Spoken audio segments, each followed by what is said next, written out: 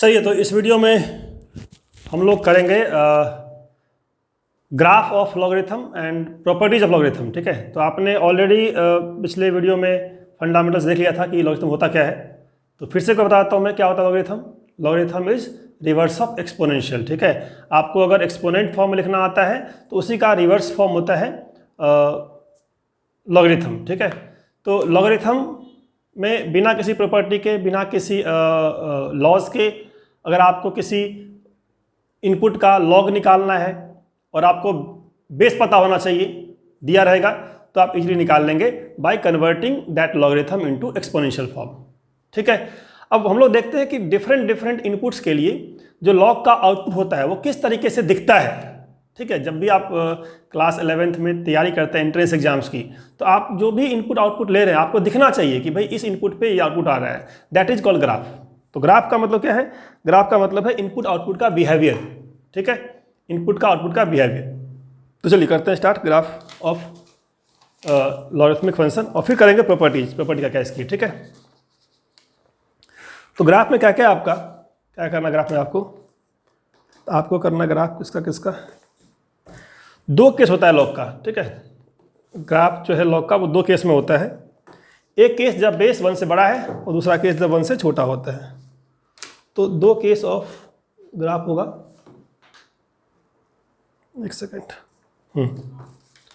तो ग्राफ का दो केस कौन कौन सा है? जब बेस 1 से बड़ा और एक बेस 1 से छोटा। तो मैं ड्रॉ कर रहा हूँ ग्राफ यहाँ पे।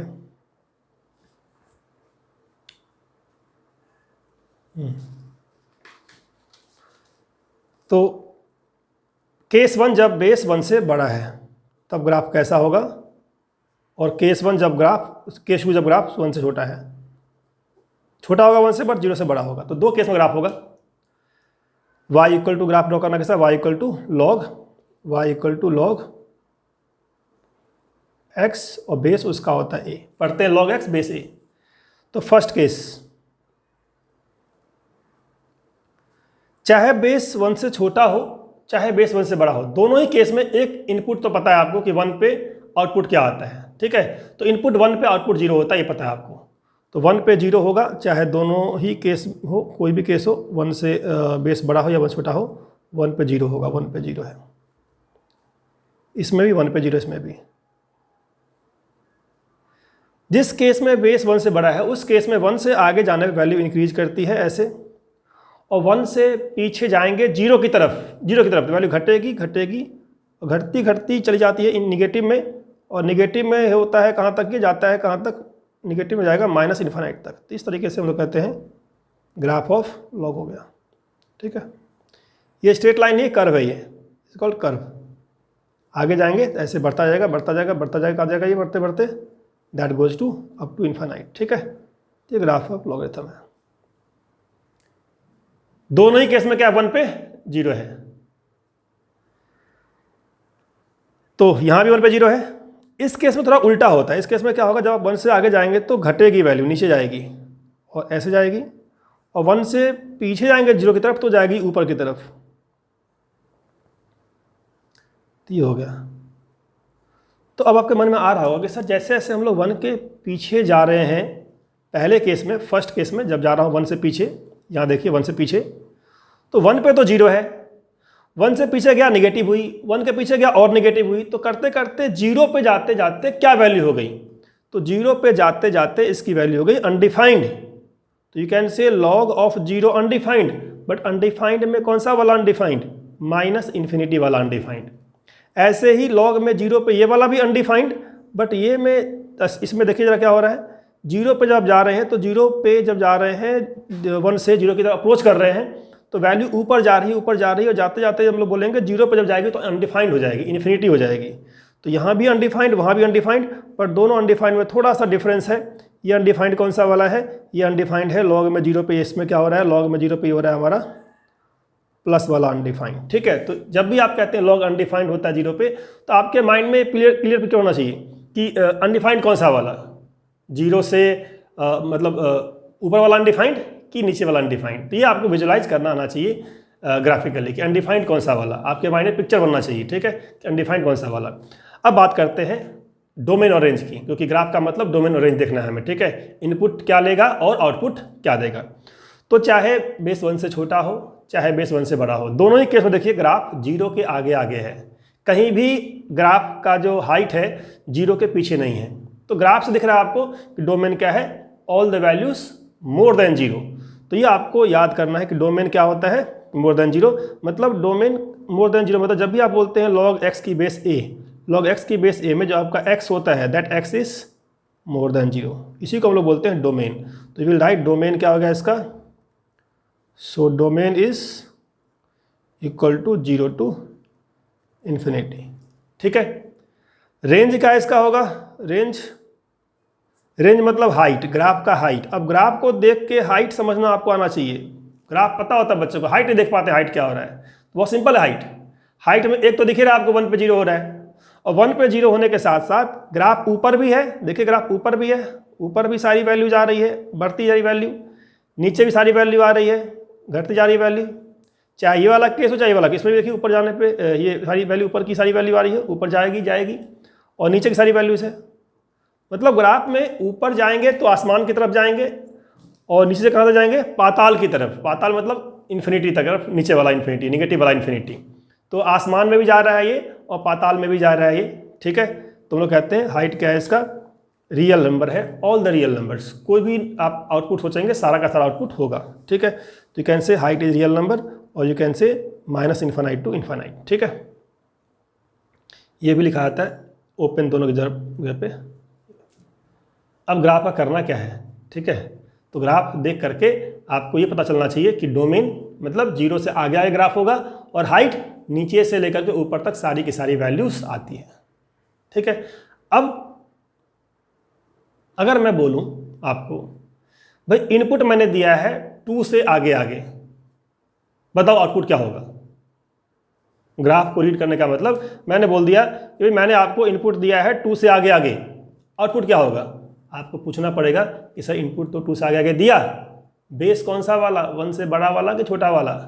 अगर बेस 1 से बड़ा वाला तो फर्स्ट ग्राफ का देखेंगे आउटपुट, अगर बेस 1 छोटा वाला तो ग्राफ का देखेंगे सेकंड का आउटपुट। कभी भी लॉग की बात करेंगे इनपुट आउटपुट की, आपको ध्यान रखना है कि बेस 1 से बड़ा है या बेस 1 से छोटा है, ठीक है।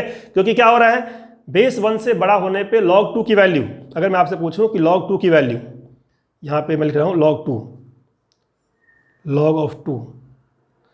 अब log 2 की वैल्यू पॉजिटिव भी है और log 2 की वैल्यू निगेटिव भी है, कब निगेटिव है कब पॉजिटिव है, नोटिस करिए कब पॉजिटिव और नेगेटिव है। तो ये आपका जब बेस ये वाला है तो यहाँ पे 2 पे देखिए हाइट ऊपर है, तो ये हो गया log 2 पॉजिटिव वैल्यू, और इस केस में 2 पे कहाँ है, हाइट नीचे है, तो ये हो गया आपका निगेटिव वाला वैल्यू, ठीक है। तो अगर log 2 की वैल्यू क्या होगी आपको जानना पड़ेगा, बेस कौन सा वाला, पॉजिटिव या निगेटिव वाला। तो जान गए ग्राफ कैसे देखते हैं हम लोग, ठीक है।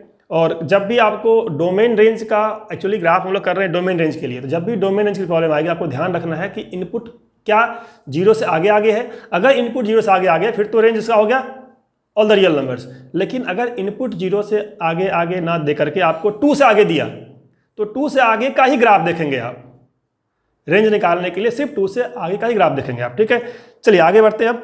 अब इस ग्राफ में आपको एक पॉइंट नोटिस करना है कि जो ग्राफ है हम लोग का, दोनों ग्राफ का पैटर्न थोड़ा डिफरेंट है। दोनों ही 1 पे 0 है, दोनों का रेंज भी सेम है, दोनों का डोमेन भी सेम है, फिर भी पैटर्न अलग है। एक को कहते हैं इंक्रीजिंग, दूसरे को कहते हैं डिक्रीजिंग। तो ये नोट कर लीजिए कौन सा इंक्रीजिंग कौन सा डिक्रीजिंग। तो फर्स्ट वाला इंक्रीजिंग है और सेकेंड वाला डिक्रीजिंग है। तो this is called increasing graph, इसे कहते हैं increasing. First is called increasing, this is increasing graph, and second is called decreasing graph, ये डिक्रीजिंग ग्राफ कहते हैं इसको। अब यहीं पे समझ लेते हैं सेकेंड स्लाइड में कि इंक्रीजिंग और डिक्रीजिंग का क्या यूज है, कहाँ यूज होगा। तो इंक्रीजिंग डिक्रीजिंग चाहे कोई भी ग्राफ हो, इंक्रीजिंग डिक्रीजिंग हमें हेल्प करती है जानने में इनइक्वालिटी। देखिए क्या होता है इंक्रीजिंग, क्या होता है डिक्रीजिंग, क्या होता है। अगर मान लीजिए मैंने कोई ये ग्राफ बना दिया लॉग का, ठीक है, पता आपको कि ये ग्राफ का बेस क्या 1 से बड़ा है, बेस मोर देन 1। मान लेता हूँ ये ग्राफ है y = log x का बेस 2 का, अब x का बेस 2 का ग्राफ अगर मैं ड्रॉ किया, अगर मैं आपको बोलूं कि भाई log of x1 is less than log of x2, ये बोलूं, आपको इस आउटपुट को देख के समझना है कि इनपुट का वैल्यू क्या होगा। अगर मैं log काट दूं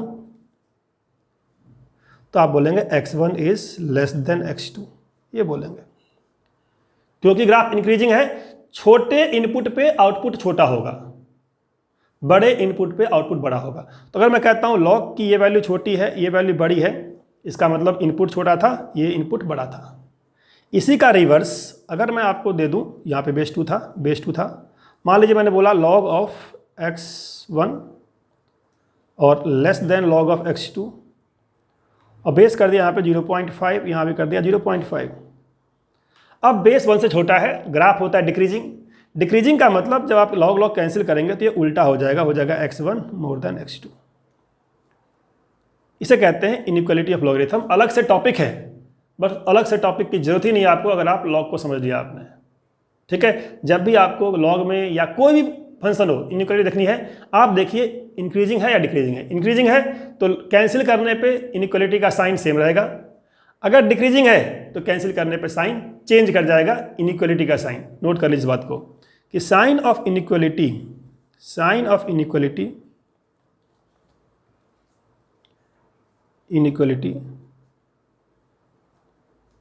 सेम अगर ग्राफ इंक्रीजिंग होगा, and sign of inequality changes अगर ग्राफ डिक्रीजिंग होगा। This is the fundamental concept of inequality. आपको इनइक्वालिटी का बेसिक पता है कि ऐड करने पे, सब्सट्रैक्ट करने पे साइन ऑफ इनइक्वालिटी चेंज नहीं करती है, मल्टीप्लाई करने पे, डिवाइड करने पे चेंज कर जाती है। अब आप जान लीजिए कि log में एंटर करते हैं या log से बाहर निकलते हैं तो क्या होता है। चाहे log में एंटर कीजिए या log से बाहर निकलिए, अगर आप ग्राफ अगर आपका इंक्रीजिंग है तो साइन सेम रहेगा, अगर ग्राफ डिक्रीजिंग है तो साइन चेंज कर जाएगा, ठीक है। अब आ जाइए एक छोटे से क्वेश्चन पे जिससे हम लोग समझ लेते हैं कि जो ग्राफ किया उसका फायदा कहीं मिलने वाला है। मान लीजिए मैं आपको पूछता हूं कि log ऑफ 5 की बेस 2, log ऑफ 5 की बेस 3, log ऑफ 5 की बेस 0.5, ठीक है। 3 आपको दे दिया और आपको पूछ लिया कि भाई बताओ सबसे बड़ा कौन सा, सबसे छोटा कौन सा, मतलब इसका ऑर्डर ऑफ इंक्रीज या डिक्रीज पूछ लिया, डिक्रीजिंग ऑर्डर। ये क्वेश्चन है, सिंगेज का क्वेश्चन है ये, डिक्रीजिंग ऑर्डर में इसको अरेंज करना है। डिक्रीजिंग ऑर्डर में आपको एग्जैक्ट वैल्यू निकालने की जरूरत नहीं है, या एग्जैक्ट निकाल भी नहीं पाएंगे आप एग्जैक्ट वैल्यू, क्योंकि 5 ऐसा टर्म है जो कंप्लीटली 2 के बेस में कन्वर्ट नहीं हो पाएगा। कन्वर्ट होगा लेकिन जो 2 का पावर होगा वो एग्जैक्ट नंबर नहीं बोल पाएंगे आप, पॉइंट में हो जाएगा वो। तो मुझे इतना पता है log 5 का बेस 2, log 5 का बेस 3, जो भी है इसका बेस 1 से बड़ा है, इसका बेस 1 से छोटा है, 0.5 है। तो इन तीनों में अगर देखेंगे तो ऐसे ही दिख रहा है कि log 5 बेस 0.5, इसका मतलब ग्राफ ऐसा है ये, और ये वाला ग्राफ है, और ये वाले ग्राफ में 5 पे जो आउटपुट होगा वो निगेटिव होगा। तो ये जो वैल्यू है, this value is negative, that you can easily से इट इज नेगेटिव, ये नेगेटिव है। तो इतना तो समझ में आ गया कि ये लोएस्ट है। इन दोनों में कौन सा बड़ा है, तो बेस दोनों का सेम, अच्छा बेस नहीं, इनपुट दोनों का सेम है पर दोनों का बेस डिफरेंट है। अब अगर बेस डिफरेंट है तो ये ग्राफ आपसे नहीं बता पाएंगे, ग्राफ से आप, क्योंकि ग्राफ में जो ड्रॉ करते हैं बेस सेम रखते हैं आप, ठीक है ना। तो अगर मैं इसको ऐसे कर दूं, कैसे कर दूं कि एक्सपोनेंट फॉर्म में ले आऊं, तो log 5 का बेस जो 2 है, अगर मैं इसको x मान लूं तो x अगर मुझे मिल जाए तो आई कैन से कि क्या होगा, बड़ा होगा छोटा होगा। हमें इतना पता है कि 2 का पावर x होगा यहाँ से 5, और इसके लिए क्या होगा, 3 का पावर x होगा 5। अब आप आसानी से बोल देंगे कि इन दोनों x में कौन सा x बड़ा है। 2 का पावर x भी 5 है, 3 का पावर x भी 5 है, कौन सा वाला x बड़ा होगा। ऑब्वियस ही बात है, ये वाला x क्या होगा, ये वाला x 2 से बड़ा होगा, 2 पॉइंट समथिंग होगा, और ये वाला x क्या होगा, 1 पॉइंट समथिंग होगा, 1 पॉइंट समथिंग होगा। इसका मतलब जो फर्स्ट लॉग है सबसे बड़ा है, ये वाला उससे छोटा है, और ये वाला सबसे छोटा है, और ये नेगेटिव में आएगा, ठीक है। सो यू कैन इजीली से कि log 5 is more than log 5 base 2 base 3 and more than log 5 0.5। और ये बात कॉमन सेंस है, कॉमन सेंस है कि अगर आप बेस छोटा ले रहे हैं, इनपुट सेम है, आपका इनपुट सेम है, लेकिन बेस आप क्या कर रहे हैं, छोटा कर रहे हैं। अगर आप बेस छोटा करेंगे तो वैल्यू बढ़ती जाएगी बढ़ती जाएगी बढ़ती जाएगी। ये कॉमन सेंस वाली बात है, ठीक है। तो ऐसे question student common sense solve करते हैं। भाई इनपुट तो तीनों का सेम है, 5 5 5 है। अगर तीनों का इनपुट सेम है, बस बेस क्या अलग अलग है, तो जितना बेस छोटा होगा पावर उतना बड़ा करना पड़ेगा। बेस यहाँ पे 2 है, उसका पावर बड़ा होगा, बेस 3 है, पावर बड़ा होगा। लेकिन यहाँ पे क्या था, 0.5 था, तो 0.5 तो इन तीनों में सबसे छोटा बेस है, लेकिन ये बेस 1 से छोटा है। तो अगर बेस 1 से छोटा होगा तो वैल्यू निगेटिव हो जाती है, निगेटिव हो जाती है, ठीक है। तो that is the smallest value. अगर बेस 1 से बड़ा है तो उसके लिए हमारा ये वाला केस है, ठीक है। चलिए, तो आपको यहाँ तक समझ में आ गया। अब आ जाइए प्रॉपर्टीज ऑफ लॉगरिथम पे। प्रॉपर्टीज क्या क्या इसके हैं, ठीक है। तो property 1, first property, very simple property. अगर लॉग में आपको दिया है m इंटू में n, mn, तो ये होता है log m plus log n, separate कर देते हैं, ठीक है ना। बेस जो भी लेफ्ट में होगा वही बेस राइट में रहेगा, बेस में कोई चेंज नहीं होगा। बेस अगर यहाँ पे a है, यहाँ भी बेस a होगा, यहाँ भी बेस a होगा, ठीक है। बेस मेंशन नहीं किया मैंने। अगर बेस e होगा तो यहाँ भी e रहेगा, ठीक है। Second property we can say log में अगर m/n है तो ये होता है आपका log m minus log n। तो ये आपको याद करना है कि अगर मल्टीप्लाई में है हम लोग एक्सपेंड करेंगे तो प्लस में आएगा, डिवाइड में है एक्सपेंड करेंगे तो क्या आएगा, डिफरेंस में आएगा। तीसरी बात, log में अगर क्या है m है पावर n है तो क्या होगा, तो ये जगह n log m। बहुत सिंपल समझना इस बात को।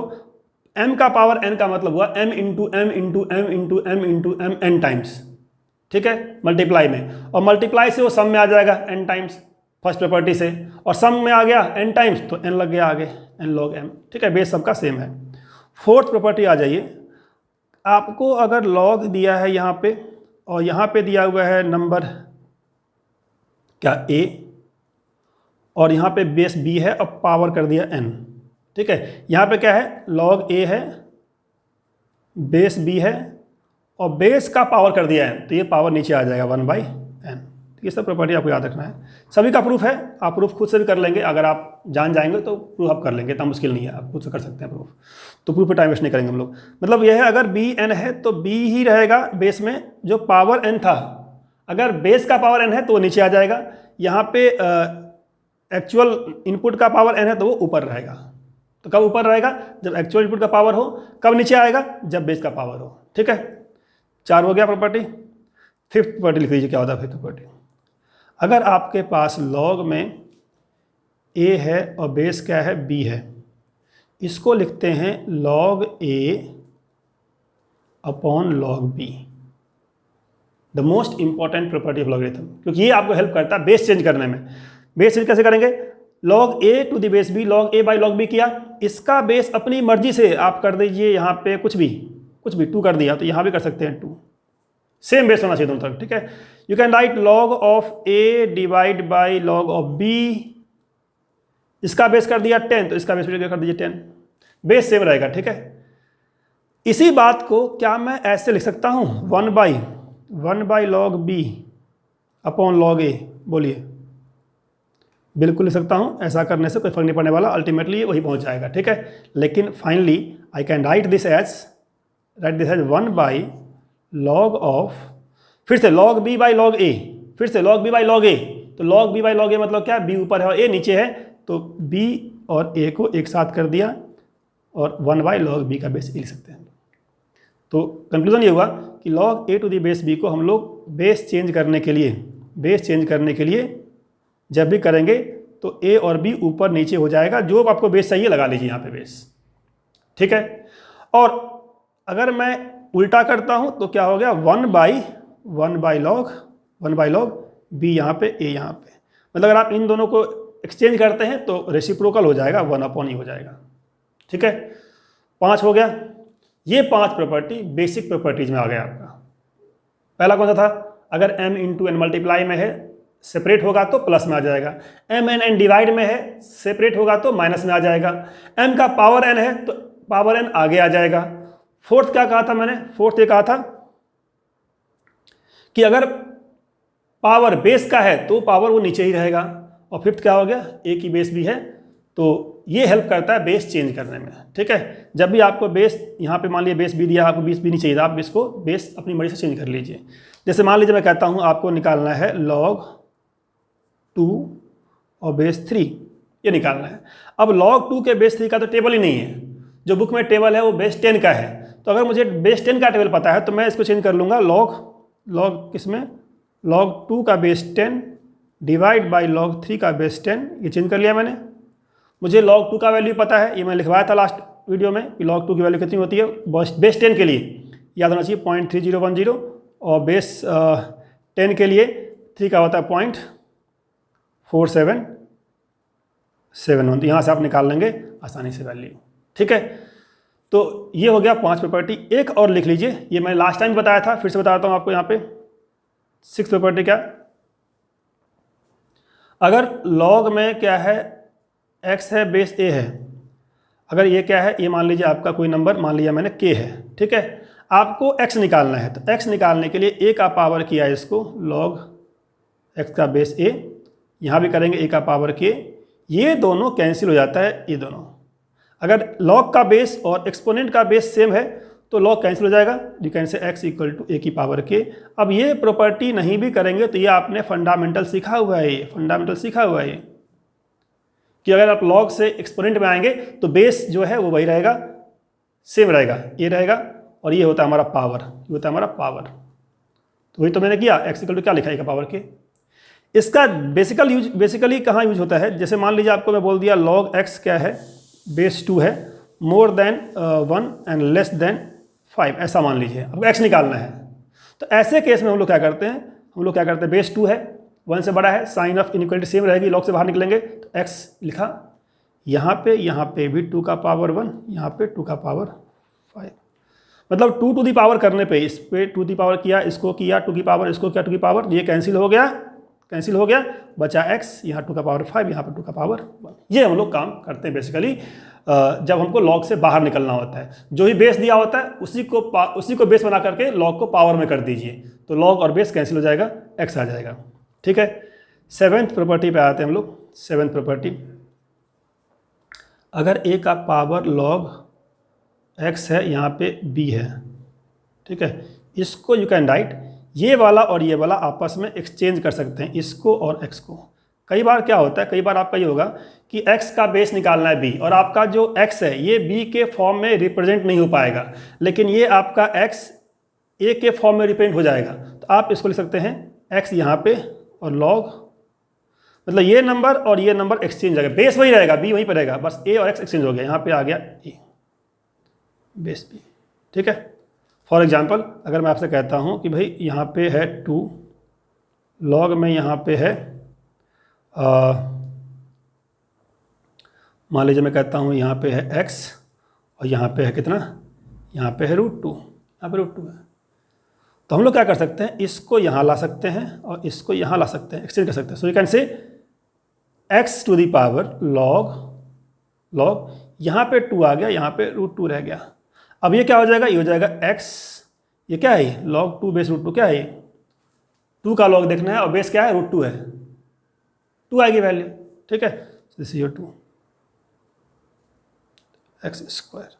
ठीक है, ऐसा में ये कैसे हेल्प करता है कि अगर आपको पावर में log है और log में जो नंबर दिया हुआ है उसका कोई यूज नहीं हो रहा है, लेकिन अगर मैं इसको यहाँ से यहाँ ले आऊँ तो मेरा आसानी से ये इवैल्यूएट हो जाएगा, क्योंकि दोनों का बेस अब 2 के फॉर्म में आ गया, बेस भी 2 के फॉर्म में, नंबर भी 2 के फॉर्म में, तो हो गया इवैल्यूएट। तो 7 प्रॉपर्टी लिखा मैंने, अब हम लोग प्रॉब्लम सॉल्व करते हैं। 7 प्रॉपर्टी पे देखते हैं।